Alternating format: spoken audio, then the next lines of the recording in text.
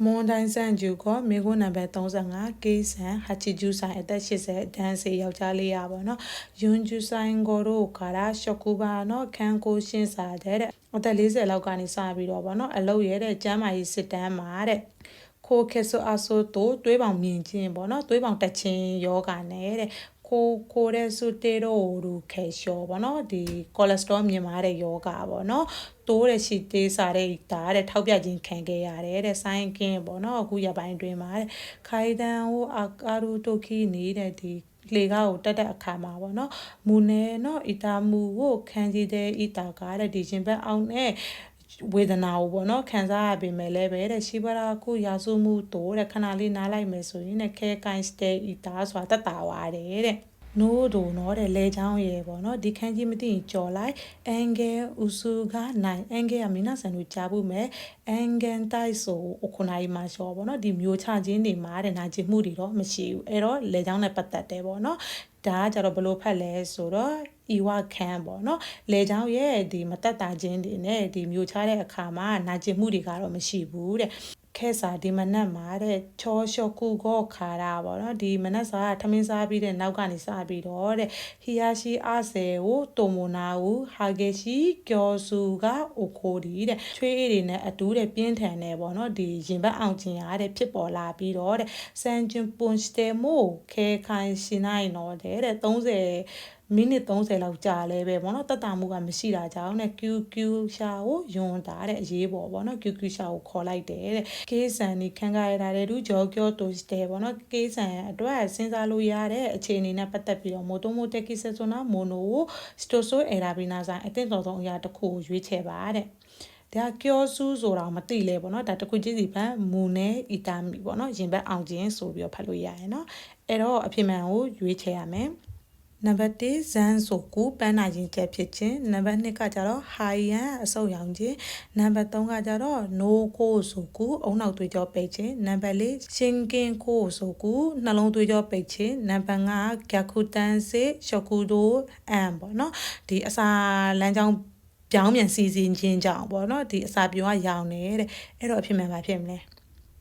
အဖြစ်မှန်နံပါတ်4နော်ဇန်းဆိုကူကဘာလို့မှားတာလဲဆိုတော့ပန်းနာရှင်ကြက်တာကအသက်ရှူမဝါတာဖြစ်မယ်ပေါ့နော်ဒီဟာကကြတော့ရှင်ဘက်အောင်တာဖြစ်တဲ့အတွက်ကြောင့်မဟုတ်ဘူးမူနဲကခူရူရှိဆိုရင်တော့ဒါဖြစ်နိုင်ကြီးများတယ်ပေါ့နော်ဟိုင်ယန်ဆိုတာကြတော့ဒီအဆုပ်ရောင်တာအဆုပ်ရောင်ရင်ဘာဖြစ်လဲဆိုကိုပူတွေတက်မယ်ပေါ့နော်အဖျားက38ဒီဂရီလောက်ရှိမယ်ဆဲခီတွေကလည်းခဏခဏချောင်းဆိုးခြင်းနေရပါတော့3ရက်ကနေ4ရက်လောက်တဲ့ဆက်လက်ဖြစ်မယ်ပေါ့နော်အဲ့ဒါကြောင့်မှားတယ်နံပါတ်3ကအုံနောက်သွေးကြောပိတ်ပြီးဆိုရင်ဘာဖြစ်မလဲဆိုတော့ဒီအမြင်တွေဝေဝါးဝါမယ်မဲမိုင်းဆိုတဲ့မူးဝင်ခြင်းတွေဖြစ်ပေါ်တယ်ဒီအုံနောက်သွေးကြောပိတ်ရင်လူတော်များများလေဖြတ်တာများရယ်လေမာဟီတို့ရှိပြီးတဲ့တို့ဖြစ်တယ်ဆိုတာပေါ့နော်ကျင်တာထုံတာတွေဖြစ်တယ်အဲ့ဒါကြောင့်မို့နံပါတ်3ကမှားတယ်ပေါ့နော်ဒီနံပါတ်4ကဘာလို့မှန်လဲဆိုတော့နှလုံးသွေးကြောပိတ်ပြီးဆိုရင်ဘာဖြစ်မလဲဆိုတော့အုံနောက်ကိုပို့ပြီးတဲ့အောက်ဆီဂျင်ကပြတ်တောက်သွားတယ်ပေါ့နော်အဲ့ဒါကြောင့်အုံနောက်ကိုပို့ပြီးတဲ့ဒီအောက်ဆီဂျင်လေးတွေကပေါ့နော်ပြတ်သွားပြီးတော့နှလုံးကလပ်စီလေးတွေတေသွားတယ်အဲ့ဒီအခါမှာရင်ဘတ်အောင်ခြင်းဖြစ်ပေါ်တဲ့အတွက်ကြောင့်နံပါတ်4ကမှန်တယ်ပေါ့နော်နံပါတ်5ကကြတော့ဂက်ကူတန်စေနော်ရှော့ကူဒိုအမ်ပေါ့နော်အစာပြောင်းမြန်စီစဉ်ခြင်းကြောင့်အစာပြုံရောင်ခြင်းပေါ့နော်အစာပြုံရောင်တာကဘာဖြစ်လို့လဲဆိုတော့ရင်ဘတ်ပေါ့နော်ရင်နေပူမယ်ရင်ဘတ်အောင့်တာတွေတော့ဖြစ်တယ်ပေါ့နော်အဓိကရင်နေပူတာဖြစ်တဲ့အတွက်ကြောင့်မှားတယ်ပေါ့နော်ရင်ဘတ်အောင့်တာလည်းဖြစ်ပေါ်တယ်ဒါပေမဲ့ तू ကကြတော့ဒီချွေးတွေနဲ့ပေါ့နော်ဒီပြင်းထန်တဲ့ရင်ဘတ်အောင်ကြီးဖြစ်တဲ့အတွက်ကြောင့်ဒီနံပါတ်4ကပို့ပြီးတော့တင့်တော်မွန်တိုင်းဆန်ဂျူတော့ကိုမိကုနံပါတ်36စူကီနော်ဦးကြီးတဲ့ဒီအောက်ပါအချက်များမှာတဲ့ခန်ကိုဂျူးမြော်နော်ဆက်ဆိုမဲတိုစတဲ့ကျမ်းမာတော့တတန်းရဲ့တဲ့ရှင်းပြချက်အနေနဲ့ပေါ့နော်မိုတိုမိုတက်ကိဆက်ဆိုနာမိုနိုစတိုဆွဲရာဘီနာဆိုင်အသင့်တော်ဆုံးအရာတကိုရွေးချယ်ပါတဲ့နံပါတ်1ဇေရိုဆိုင်ကြီးနော်ဟဲကင်းရော်မဲတဲ့ဒီမွေးကလေးကနေစပြီးတော့ပေါ့နော်ပြန်များတတန်းကိုပြောတယ်နံပါတ်2ကကြတော့လကူဂျူကိုဆိုင်ကြီးနော်ဟဲကင်းရော်မဲတဲ့အသက်65နှစ်အချိန်ရဲ့ပြန်များတတန်းတဲ့နံပါတ်3ကကြတော့ဒေါ်ကူကျူဂောဆိုင်ကြီးနော်ဗောနော်အသက်65နှစ်ရဲ့တဲ့ဟဲကီယောမဲခါတာပြက်မြအသက်ကနေခိုင်ဂောခိခန်ကိုဆာရှိဟီတာမွန်နိုတဲ့ခိုင်ဂောတတန်းကိုနှုတ်လိုက်တဲ့အကြောင်းအရာတဲ့နံပါတ်4ကကြတော့ခိုင်ဂောဂျောတိုင်နီ Itarazu ni Shibosudu store เนาะ Hekin ကျူမျိုးတဲ့ခိုင်ကောအခြေအနေမပါဘဲနဲ့ပေါ့နော်ခိုင်ကောအနေထားမပါဘဲနဲ့တဲ့တည်တဲ့လူတွေရဲ့ပြန်မြတက်တန်းတဲ့နံပါတ်5ကျတော့ခံကိုဥရဲ့နော်မွန်တိုင်းတဲ့ကျမ်းမာရေးပြဿနာတွေဖြစ်ပြီးတော့တဲ့နီချီကျော်စေကာဆိုကနေ့စဉ်စာဝတ်နေရေးကတဲ့စေကန်စာတွေတို့ခိုးတော်နာကိုတတ်မှတ်ထားတဲ့အကြောင်းအရာတွေမရှိဘဲနဲ့စေကာဆိုဒေကီရူခိကန်ပေါ့နော်နေထိုင်မှုဘဝတွေကိုလှုပ်ဆောင်နိုင်တဲ့ကာလအပိုင်းချအဲ့တော့အဖြစ်မှန်ပါဖြစ်မလဲအဖြစ်မှန်အရန်လွယ်တယ်နော်နံပါတ်5ရိုးရိုးရှင်းရှင်းလေးပဲစဉ်းစားနံပါတ်5ကဘာလို့မှန်တာလဲဆိုတော့ကျမ်းမာသောတက်တန်းနဲ့ပတ်သက်ပြီးတော့ဗောနော်ဒီကျမ်းမာရေးပြဿနာတွေကြောင့်တဲ့နေ့စဉ်စာဝတ်နေထိုင်မှုဘဝတွေကိုတဲ့ကန့်သက်ချက်တွေမရှိဘဲနဲ့စေကဆိုဒေကီရူခိကန်ဗောနော်စာဝတ်နေရေးတွေကိုလှုပ်ဆောင်နိုင်တဲ့ကာလအပိုင်းခြားကိုပြောတာဗောနော်အဲ့ဒါကြောင့်နံပါတ်5မှန်တာမွန်တိုင်းဆန်ဂျူနာနာမေကိုနံပါတ်39စုကီနိုဦးချီအောက်ပါအချက်လက်များမှာတဲ့ဇန်နီဆူဆန်ဟီဒိုင်ရှောနီကန်ဆူရူစီစိတ်ကြီးခြင်းယောဂလက္ခဏာနဲ့ပတ်သက်ပြီးတော့တဲ့ခီဂျူဆုတိုစတေပေါ့နော်ဖော်ပြချက်အနေနဲ့မိုတိုမိုတက်ကီဆေဆနာမိုနိုစတိုဆိုအရာဘီနာဆိုင်အသင့်တော်ဆုံးအရာတစ်ခုကိုရွေးချယ်ပေးပါတဲ့နံပါတ်1ခိုရီနီယိုဟိုရမွန်ကခံယောစတေအီရူတဲ့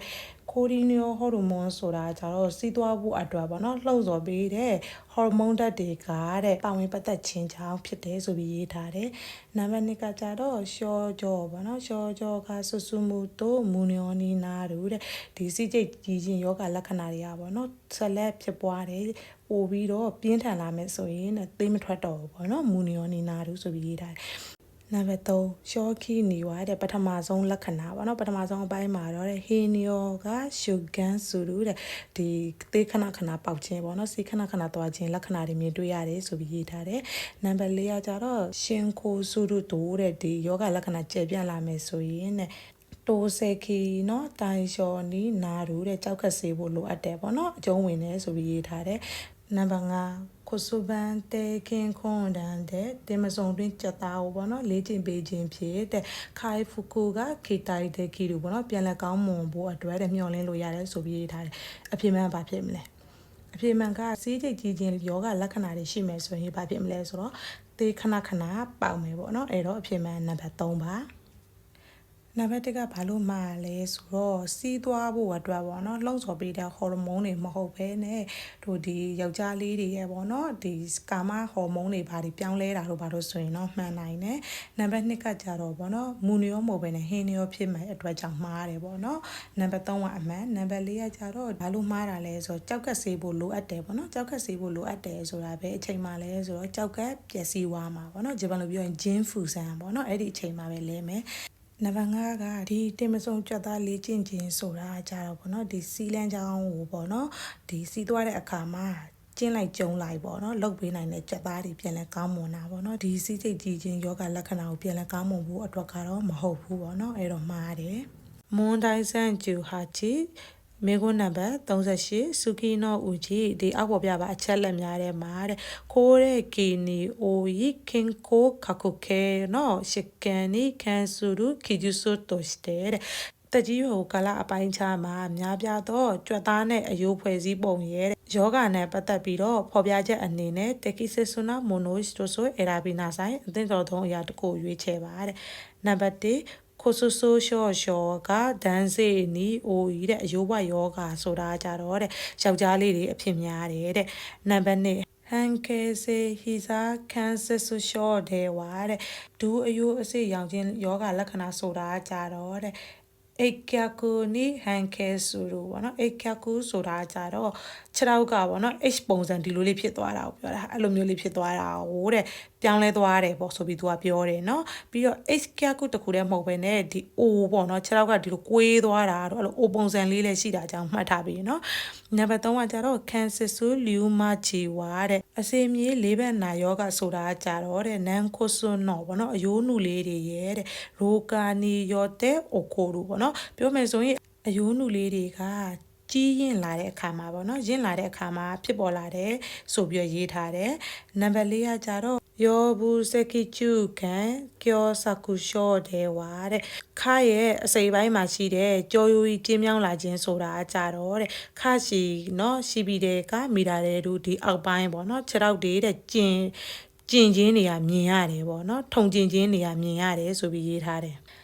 နံပါတ်5စာတုခိုးပဲနီယာဝါခိုဆိုလီယိုနော်တေကာကတခုကျော်တဲ့အားလို့တဲ့စာတုခိုးပဲနီယာဆိုတာကြတော့ဗောနော်အသက်အရွယ်ကြီးလာတာနဲ့အတူကြွက်သားတွေလျှော်နေသွားတာကိုပြောတာဗောနော်ကြွက်သားတွေလျှော်နေခြင်းဆိုတာကြတော့တဲ့အယိုးရဲ့ဒူးတွေကနေကြခြင်းကြောင့်ဆိုတဲ့ဗောနော်ဒီအားတာချက်ရှိတယ်ဆိုပြီးရေးထားတယ်အဲ့တော့ဖြစ်မှန်းဘာဖြစ်မလဲ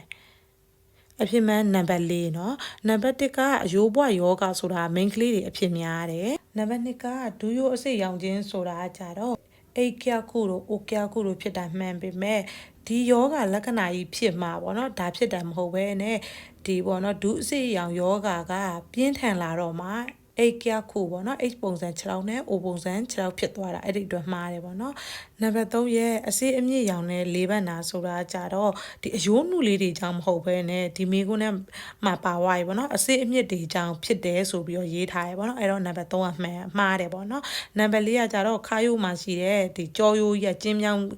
ကြောရိုးကျင်းမြောင်းယောဂဖြစ်လာမယ်ဆိုရင်ဒီ6အောက်ပိုင်းနေရပါတော့ထုံနာကျင်တာတွေဖြစ်ပေါ်လာတယ်ဆိုတာမှန်တယ်ပေါ့နော်ဒီမှာလည်းခုနကအမရှင်းပြထားတယ်ပေါ့နော်